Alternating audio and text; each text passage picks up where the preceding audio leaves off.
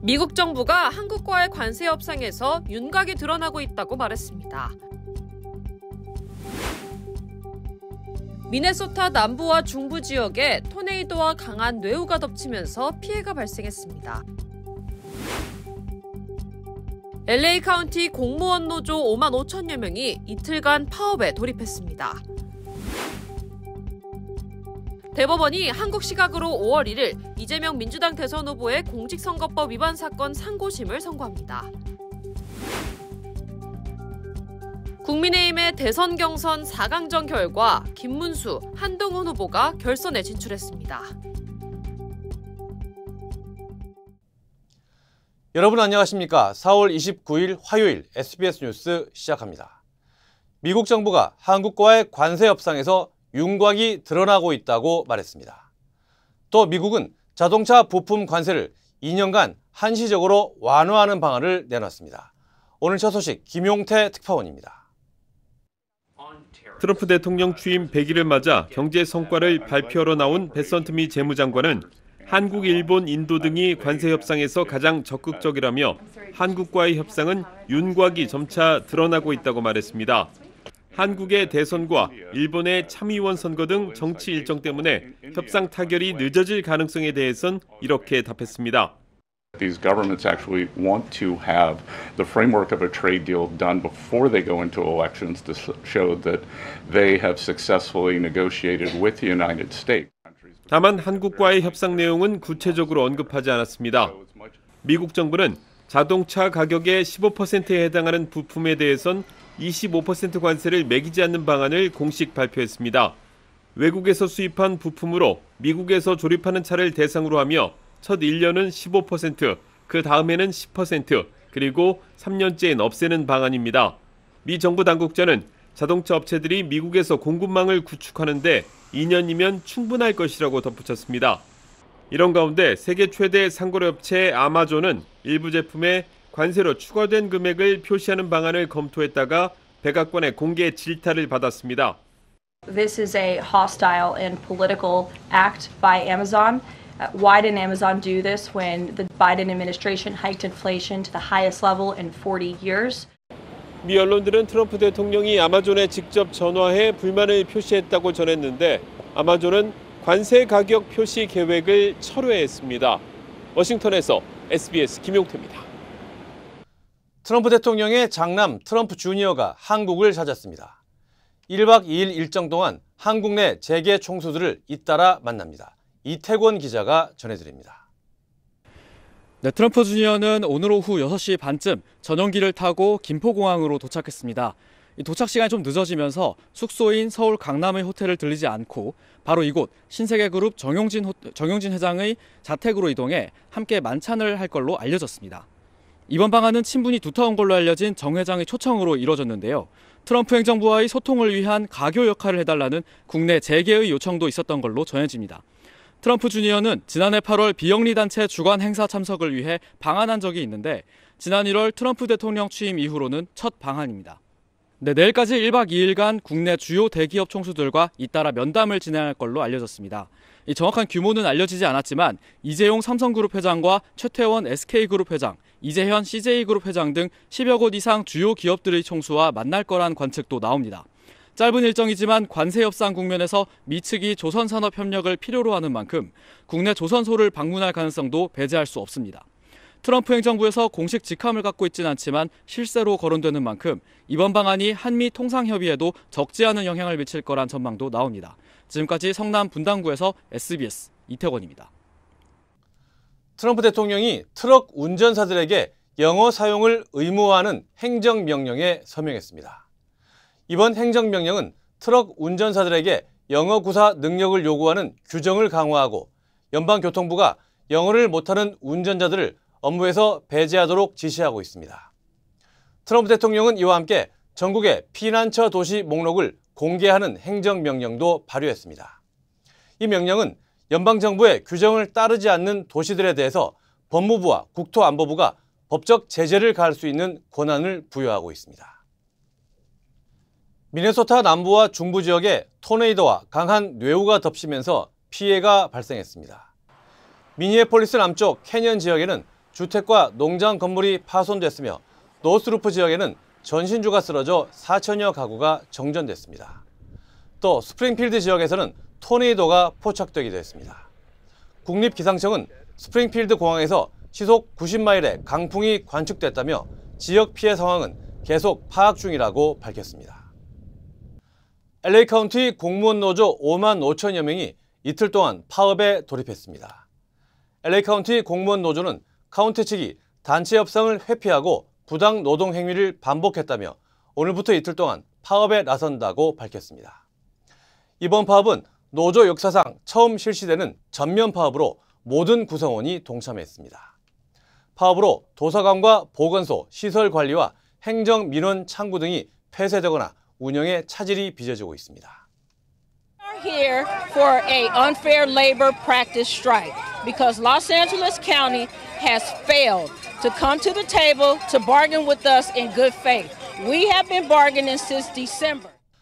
이에 대해 LA 카운티 측은 지난 1월 산불 피해 복구비 등으로 재정 압박이 수십억 달러에 달한다며 예산 조정이 불가피하다고 설명했습니다. 이번 파업은 내일 오후 7시까지 이어질 예정이며 협상 상황에 따라 파업이 연장될 가능성도 있는 것으로 전해졌습니다. 한편 노조원들은 LA 다운타운 한복판에서 도로를 점거하고 피켓 시위를 벌이다 10명 이상이 경찰에 체포됐습니다. 보스턴에서 대학생이 집단 폭행을 당해 경찰이 수사에 나섰습니다. 보스턴 경찰국은 지난 26일 밤 11시쯤 서폭 대학교 인근 트레몬트 스트리트에서 한 대학생이 집단 폭행을 당했다고 밝혔습니다. 피해 학생은 귀가하던 중 만취한 것으로 보이는 남성 5명과 마주쳤고 이들 중 1명이 어깨로 의도적으로 부딪힌 뒤 폭행이 이어졌습니다. 이들은 맥주병으로 학생의 머리를 때리고 집단 폭행도 가했습니다. Bumping up against me, pushing me, and then, God forbid I try to defend myself, I push back. I felt somebody's arms around my throat, choking me. All I saw was red. There was just blood all in my eyes. 경찰은 현장에서 확보한 사진을 토대로 20대 백인 남성 5명을 공개 수배했습니다. 일리노이주에서 방과 후 프로그램이 진행 중이던 건물에 차량이 돌진해 어린이 3명과 10대 1명이 숨졌습니다. 일리노이주 채텀 경찰국은 어제 오후 3시 반쯤 한 차량이 방과 후 수업이 이루어지고 있던 건물 동쪽 벽을 들이받고 내부를 통과해 서쪽 벽을 뚫고 나오는 사고가 발생했다고 밝혔습니다. 이 사고로 어린이 3명과 18세 여성 1명이 숨졌고 6명이 다쳐 병원으로 이송됐습니다. 운전자는 채텀에 거주하는 44살 마리앤 에이커스로 확인됐습니다. 이 사고로 지역 주민들은 큰 충격에 빠졌고 피해자 가족들을 위로하기 위한 발길이 이어졌습니다. Reach out to the community, help people of loss, help console and comfort them, and help them in their time of need. Salvation Army, we responded here today to assist with, their need and with emotional support. 경찰은 사고 원인을 조사 중이며 운전자가 의도적으로 차량을 돌진한 정황은 없는 것으로 보인다고 전했습니다.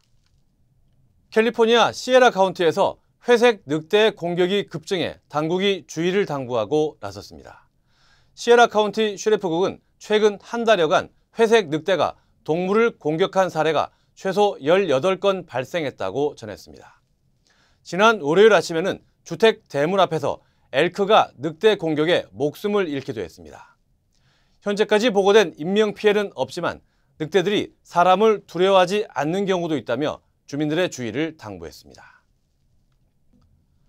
미국 최대 소비 시즌 중 하나인 마더스데이를 앞두고 올해 소비자 지출이 역대 최고 수준에 이를 것으로 전망됐습니다. 전미 소매 연맹은 최근 발표한 조사에서 올해 마더스데이 소비 지출이 341억 달러에 달할 것으로 예측했습니다. 이는 지난해 335억 달러보다 증가한 수치이며 2023년 기록한 사상 최고치인 357억 달러에 이어 역대 2번째로 높은 수치입니다. 마더스데이 선물로는 꽃과 축하 카드가 가장 인기가 많았고 외식과 보석류, 기프트카드 등도 인기가 높을 것으로 예상됩니다.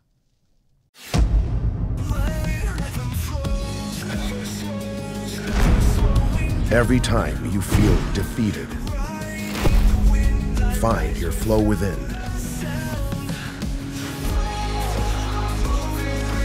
When you find your flow, every moment onward will become limitless.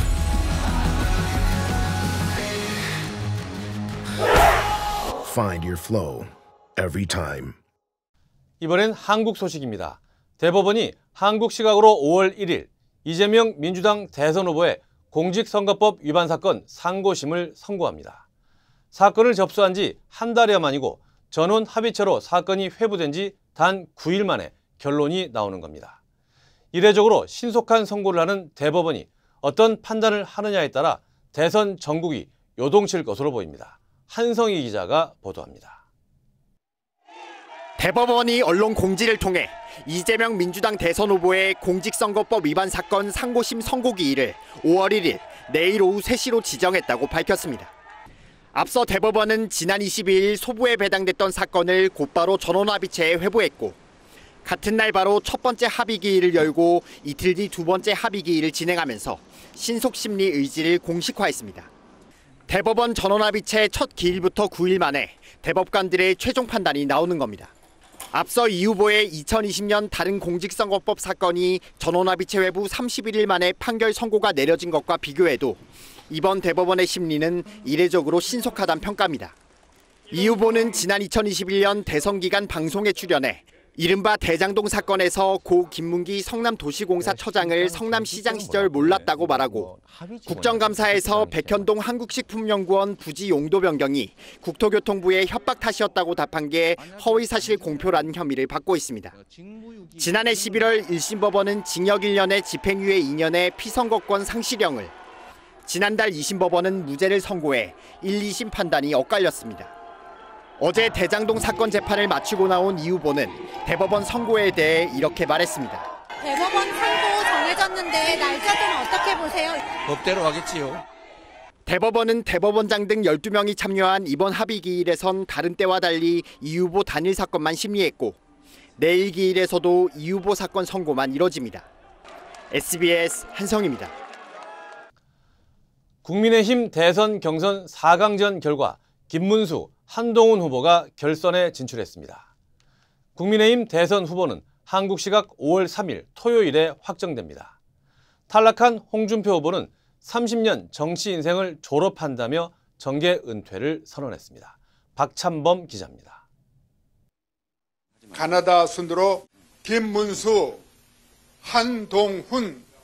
국민의힘은 대선 경선 최종 라운드에 김문수, 한동훈 후보를 올렸습니다. 당원 투표 50%와 역선택 배제 조항이 적용된 국민 여론조사 50%로 2차 대선 경선이 진행됐는데 4강 중 안철수, 홍준표 후보는 고배를 들었습니다. 1차 경선 때와 마찬가지로 공직선거법 위반 소지가 있다는 이유로 후보별 득표율은 공개되지 않았습니다. 어제 2차 경선 결과 과반 득표자가 없었기 때문에 국민의힘의 대선 후보는 다음 달 3일 전당대회에서 확정될 예정입니다. 이재명 후보를 이기고 대한민국의 자유민주주의를 지키고 우리 경제를 살리고 국민 통합을 이루겠습니다. 시대교체, 시대 정신이 있다는 점을 아주 오래전부터 계속 반복적으로 말씀드렸고 그 지점에 공감해 주신 것 아닌가 생각합니다.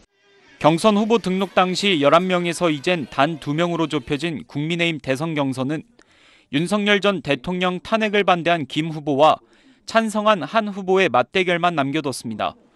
한덕수 대통령 권한대행이 이번 대선에 출마할 경우 그와 단일화할지를 두고도 상대적으로 적극적인 김 후보와 신중한 편인 한 후보의 구도입니다. 지난 2017년 대선 땐 옛 자유한국당의 대선 후보였고 2021년 국민의힘 대선 경선에선 2등으로 낙선했던 홍준표 후보는 30년 정치 인생을 졸업한다며 정계 은퇴를 선언했습니다. 자연인으로 돌아가서 좀 편하게 살도록 하겠습니다. 이번 대선에서 저희 역할은 여기까지입니다.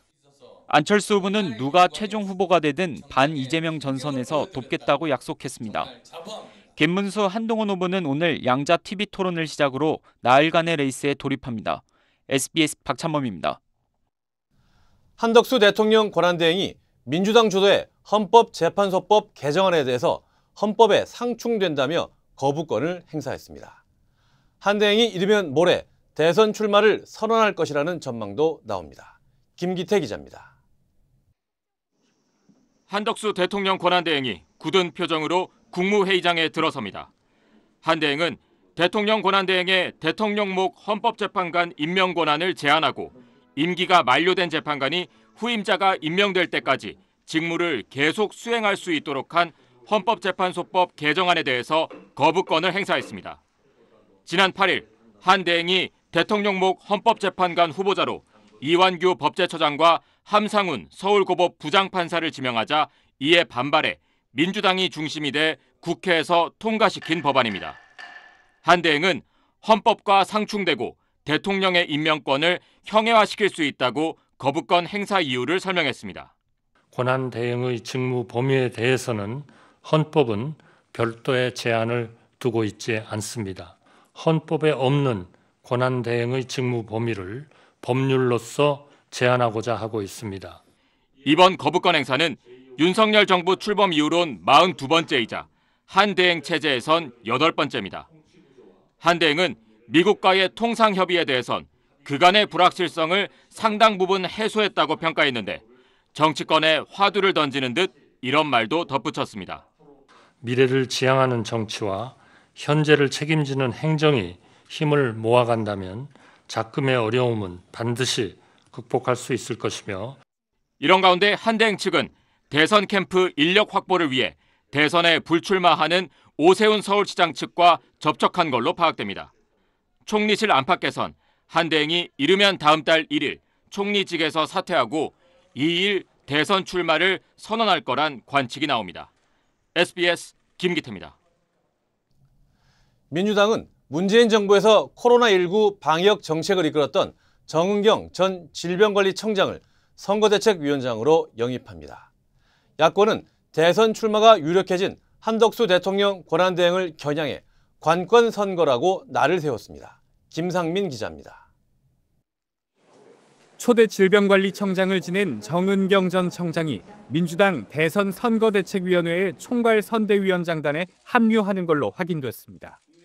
정 전 청장은 지난 2020년 국내에서 처음으로 코로나19 환자가 발생한 이후 2년 4개월 동안 문재인 정부의 방역 정책을 주도했습니다. 민주당 선대위 총괄 선대위원장단은 정 전 청장을 포함해서 당연직으로 합류하는 박찬대 대표 직무대행, 보수 책사로 불려온 윤여준 전 환경부 장관, 노무현 정부에서 첫 법무부 장관을 지낸 강금실 전 장관, 경선에서 이재명 후보와 경쟁했던 김경수 전 경남지사, 그리고 김부겸 전 국무총리가 포함된 걸로 확인됐습니다. 민주당 비명계 인사로 분류되는 박용진, 이광재 전 의원도 선대위에 합류할 걸로 알려졌습니다.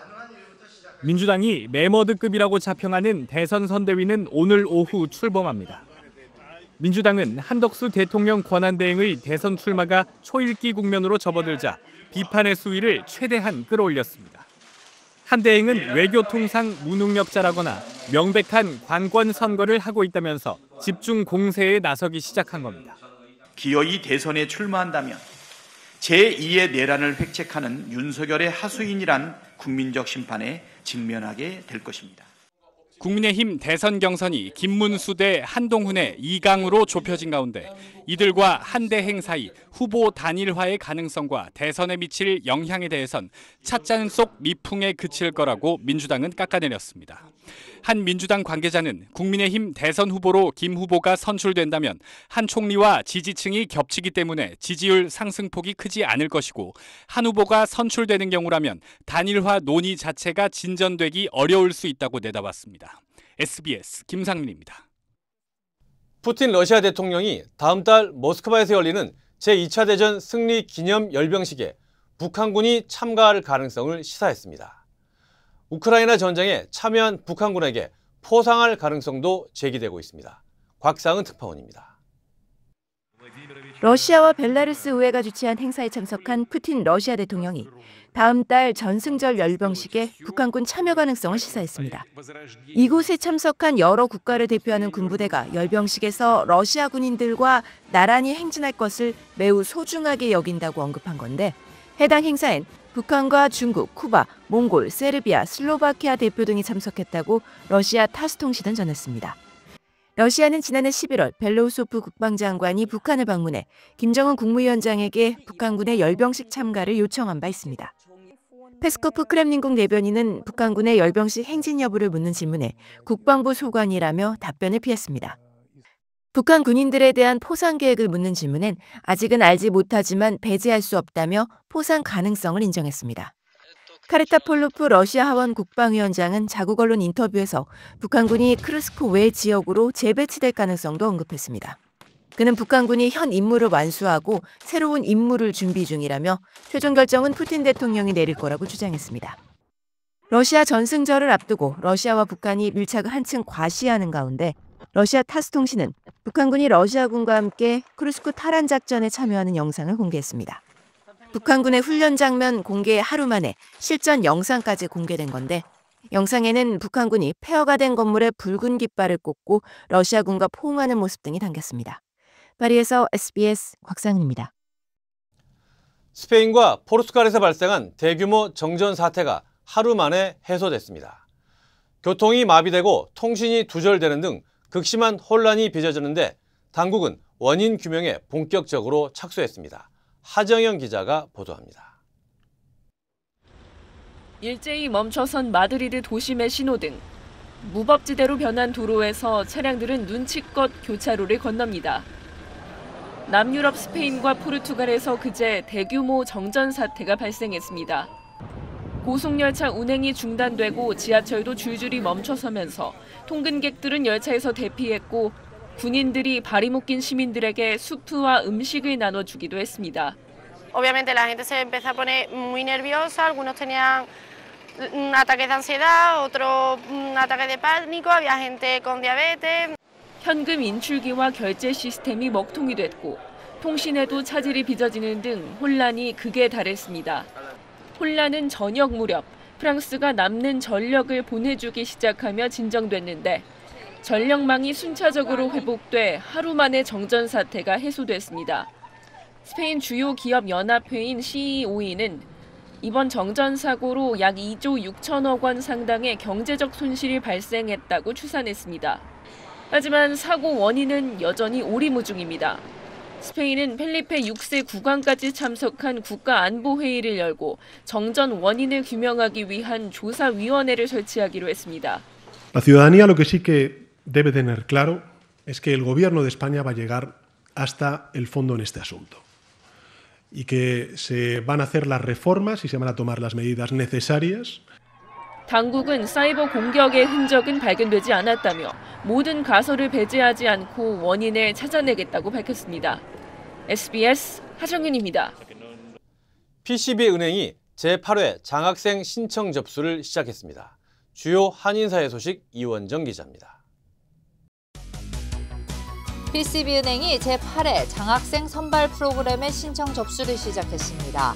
PCB는 고등학교 졸업 예정자 중 2년제나 4년제 대학 진학 예정자 34명에게 각각 $3,000씩 총 10만 2천 달러의 장학금을 지원한다고 밝혔습니다.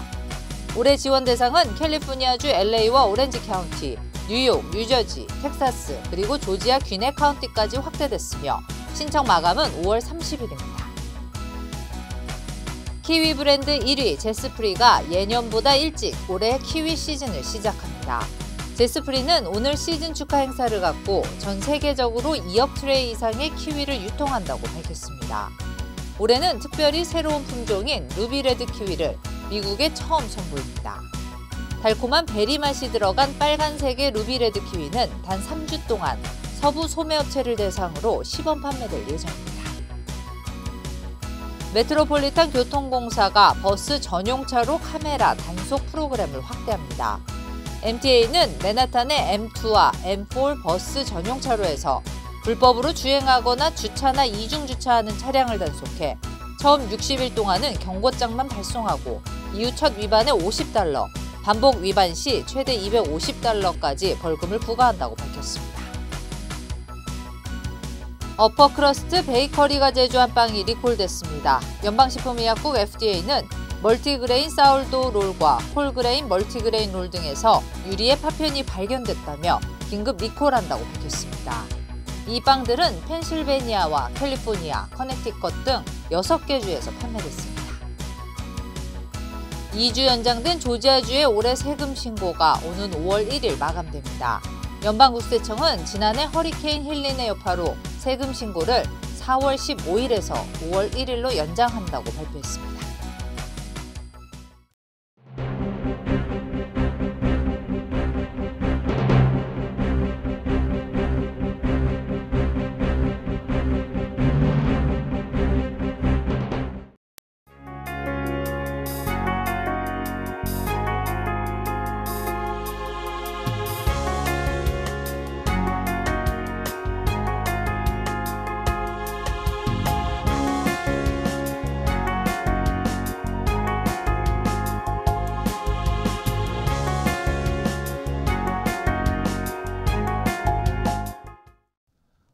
오늘은 LA 폭동이 일어난 지 33년째가 되는 날입니다.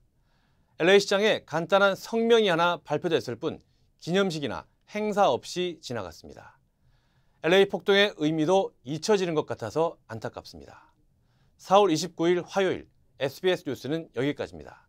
저희는 내일 다시 찾아오겠습니다. 감사합니다.